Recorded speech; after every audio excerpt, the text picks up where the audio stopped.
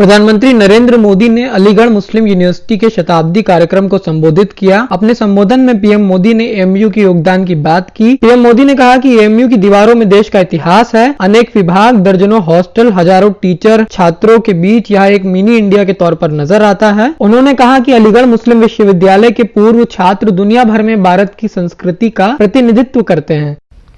आज एएमयू से तालीम लेकर निकले सारे लोग भारत के सर्वश्रेष्ठ स्थानों पर और संस्थानों में नहीं बल्कि दुनिया के सैकड़ों देशों में छाए हुए हैं। मुझे विदेश यात्रा के दौरान अक्सर यहां के अलुमनाई मिलते हैं जो बहुत गर्व से बताते हैं कि मैं एएमयू से पढ़ा हूं। एएमयू के अलुमनाई कैंपस से अपने साथ हंसी मजाक और शेरो शायरी का एक अलग अंदाज लेकर आते हैं। वो दुनिया में कहीं भी हो भारत की संस्कृति का प्रतिनिधित्व करते हैं। प्राउड अलीग्स यही कहते हैं ना आप लोग। पीएम ने कहा कि एएमयू कैंपस में एक भारत श्रेष्ठ भारत की भावना को मजबूत करने के लिए मिलकर काम करना है। साथियों, मुझे बहुत सारे लोग बोलते हैं कि एएमयू कैंपस अपने आप में एक शहर की तरह है। अनेकों डिपार्टमेंट्स, दर्जनों हॉस्टल्स, हजारों टीचर्स, प्रोफेसर्स, लाखों स्टूडेंट्स के बीच एक मिनी इंडिया भी नजर आता है। एएमयू में भी एक तरफ उर्दू पढ़ाई जाती है तो हिंदी भी, अरबी पढ़ाई जाती है तो यहां संस्कृत की शिक्षा का भी एक सदी पुराना संस्थान है। यहां की लाइब्रेरी में कुरान के मैन्युस्क्रिप्ट हैं तो गीता रामायण के अनुवाद भी उतने ही सहज कर रखे गए हैं।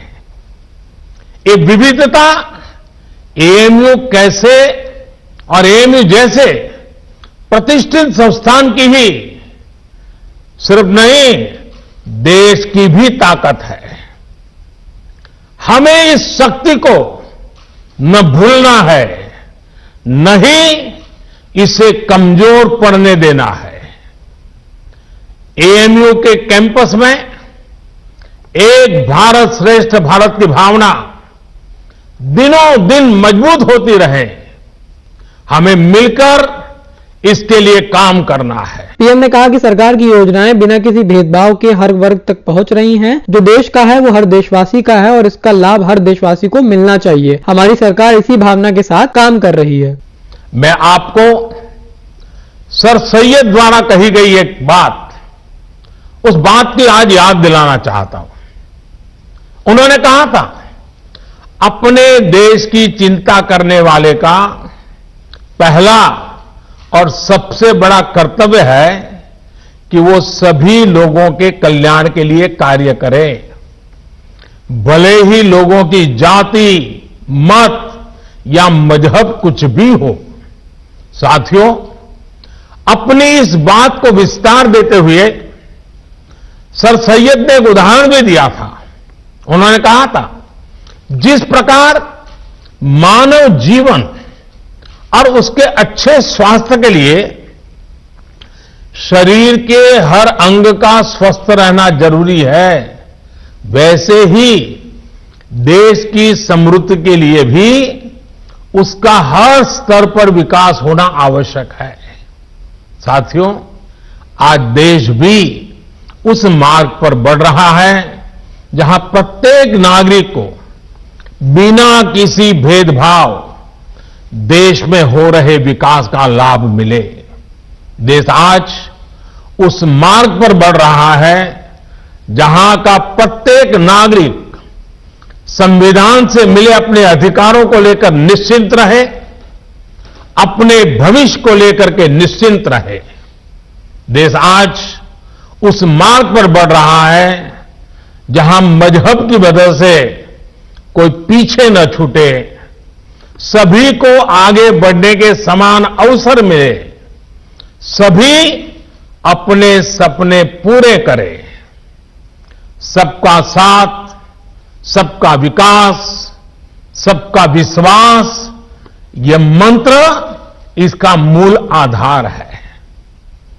देश की नीयत और नीतियों में यही संकल्प झलकता है।